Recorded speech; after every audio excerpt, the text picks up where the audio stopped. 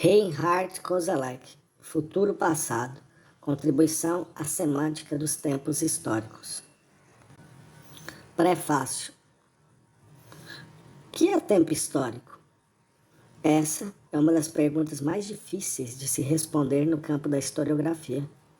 A questão nos leva necessariamente a adentrar o terreno da teoria da história, sob uma perspectiva ainda mais profunda do que a habitual, pois as fontes do passado são capazes de nos dar notícia imediata sobre fatos e ideias, sobre planos e acontecimentos, mas não sobre o tempo histórico em si.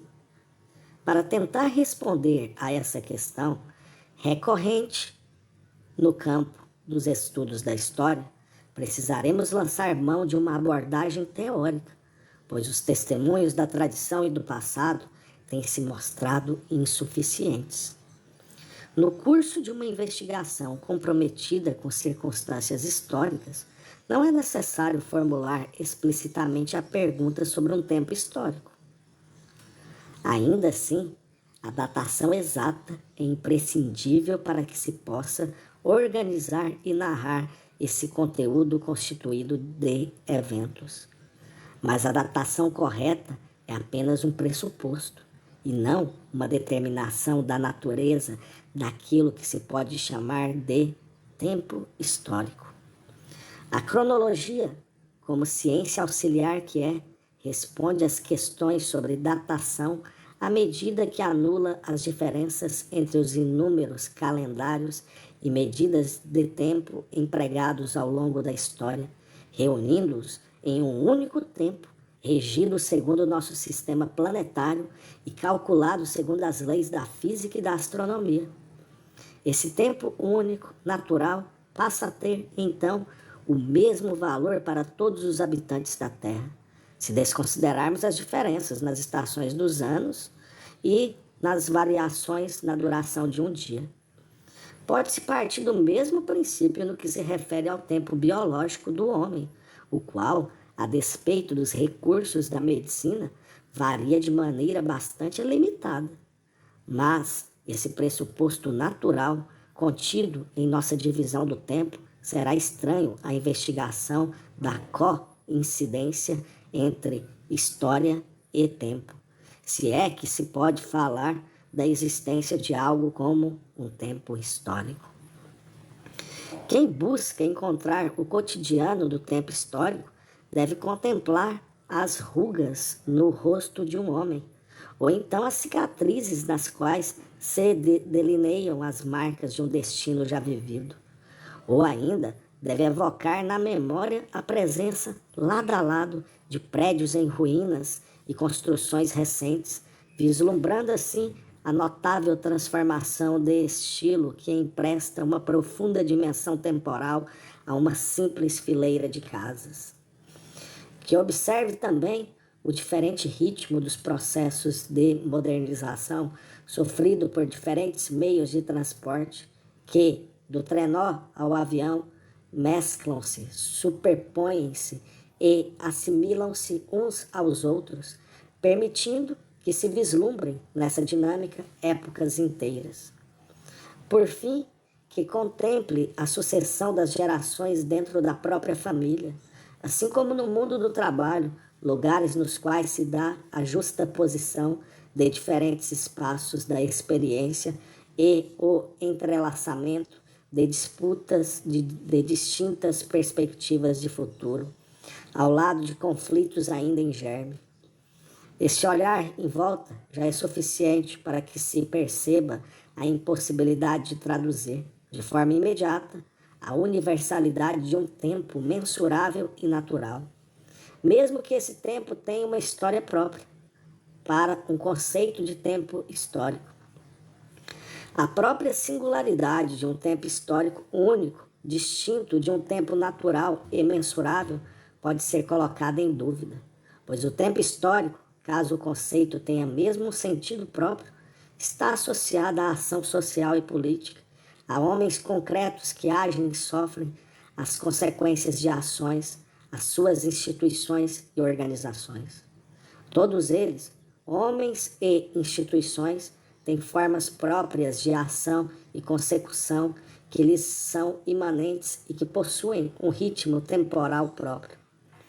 Pensemos, para ficarmos em exemplos do mundo cotidiano, nos diferentes calendários festivos que articulam a vida em sociedade, na alternância dos tempos dedicados ao trabalho e em sua duração, que determinaram a sequência da vida no passado e continuam a determiná-la diariamente. É assim que o ensaio que se segue não falará de um único tempo histórico, mas sim de muitos, sobrepostos uns aos outros.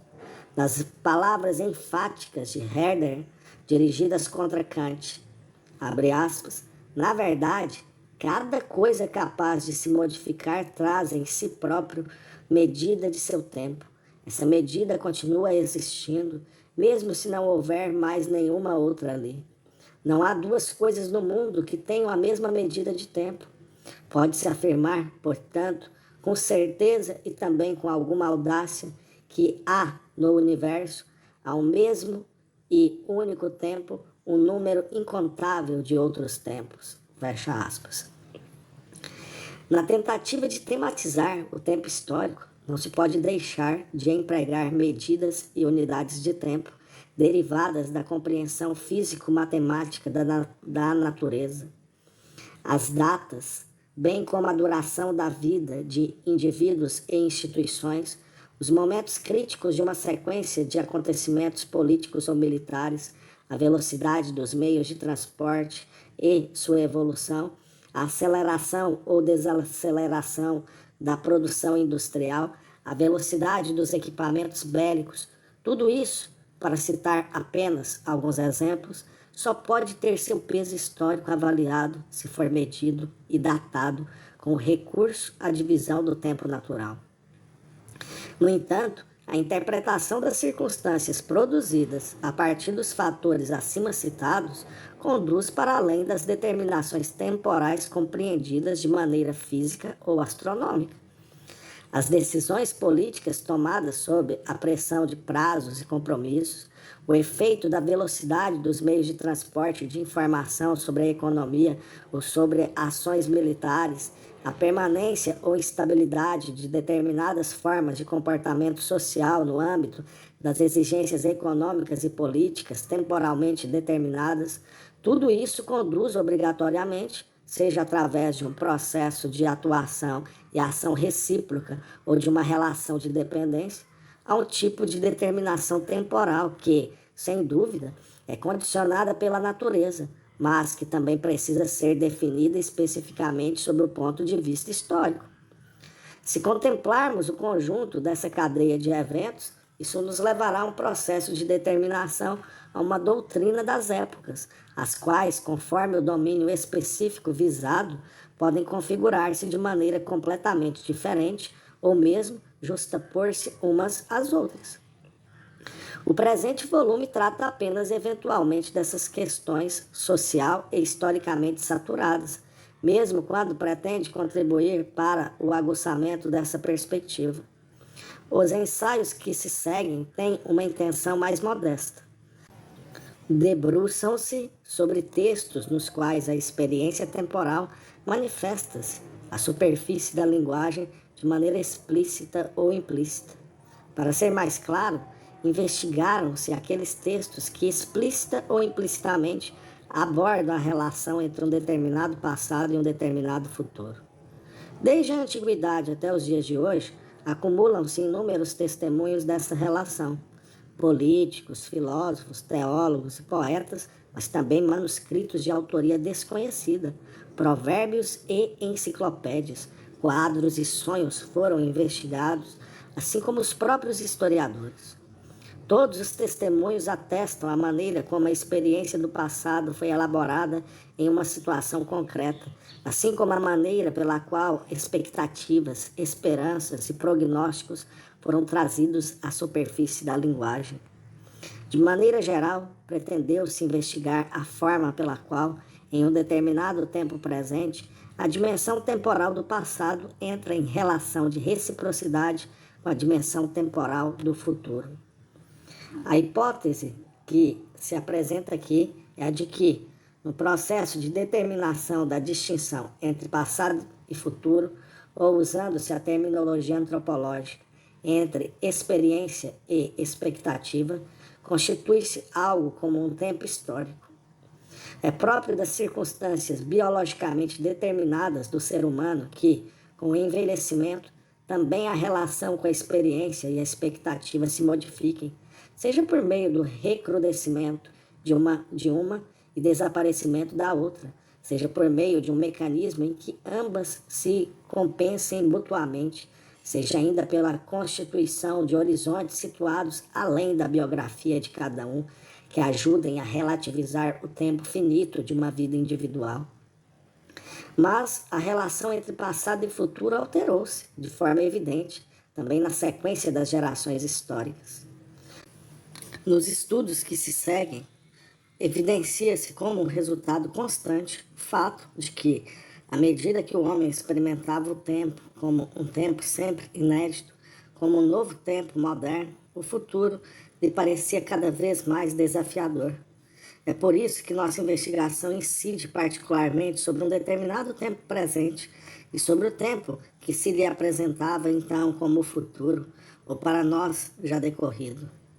E, se no cômputo da experiência subjetiva o futuro parece pesar aos contemporâneos por ele afetados, é porque o mundo técnica e industrialmente formatado concede ao homem períodos de tempo cada vez mais breves para que ele possa assimilar novas experiências, adaptando-se assim a alterações que se dão de maneira cada vez mais rápida.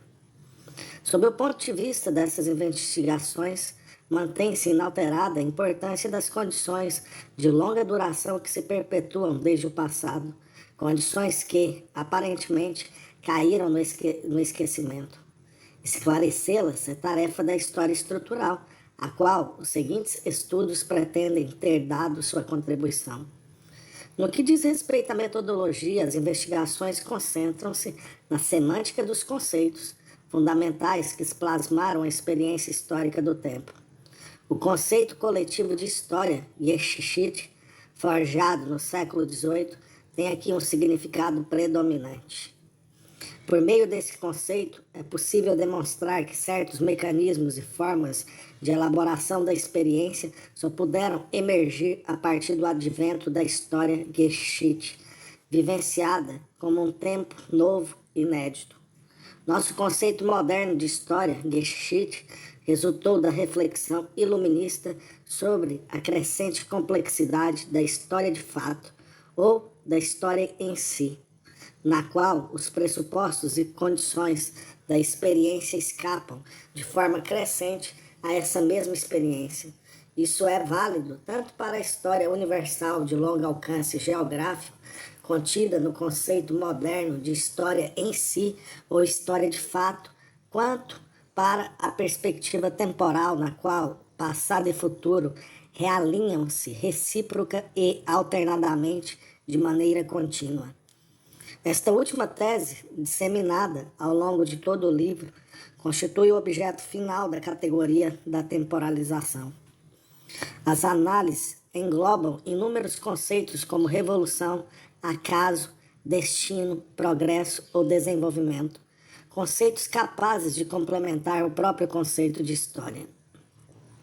Também abordaremos os conceitos do campo semântico referente às constituições de Estado, tanto no seu significado temporal próprio, quanto no que diz respeito às transformações desses significados.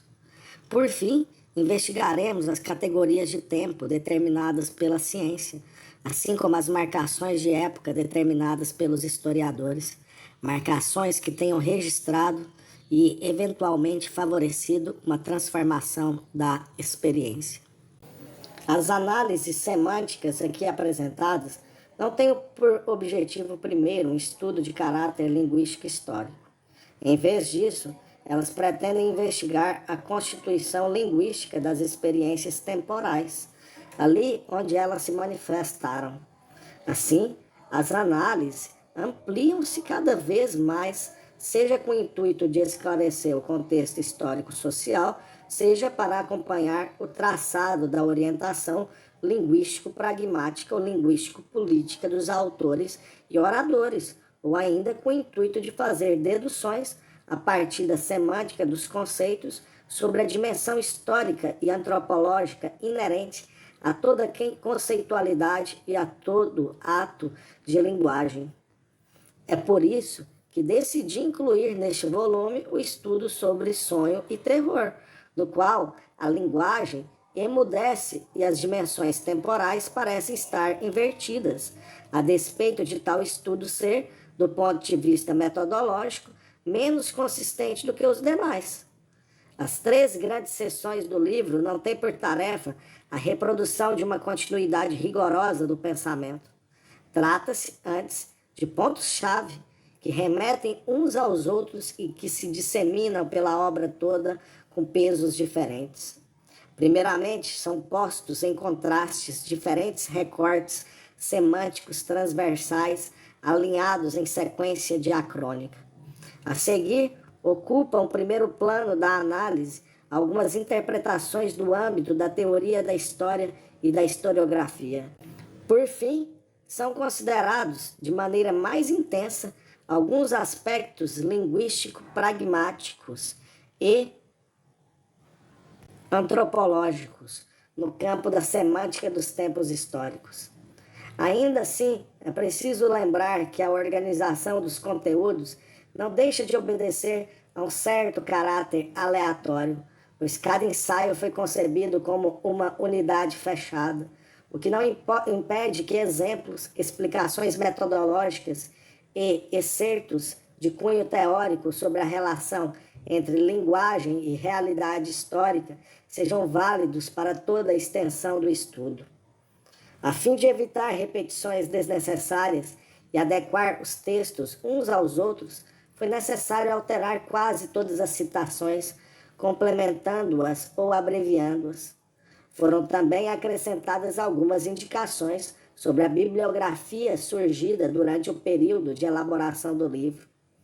A maior parte dos ensaios foi concebida em estreita associação com o planejamento e a elaboração do dicionário Conceitos Históricos Fundamentais, editado por Otto Brunner, Werner Conze e por mim. Assim, eu gostaria de fazer referência a esse dicionário e à contribuição dos colegas, aos quais eu expresso meu agradecimento pelas inúmeras sugestões feitas. Agradeço ainda a Siegfried Unseld, que, a despeito de uma promessa de entrega que se perpetuou por anos a fio, esperou pacientemente pela finalização do livro. Que seja aqui também lembrada a senhora Margaret Dunk, que veio a falecer repentinamente logo após a impressão da primeira prova do livro, deixando uma dolorosa lacuna em nossa instituição e nos trabalhos do dicionário. Por fim, agradeço a Heinrich Schlick e Georg Staniszek pela revisão e elaboração dos registros. Bielefeld, janeiro de 1979. Reinhard Koselleck.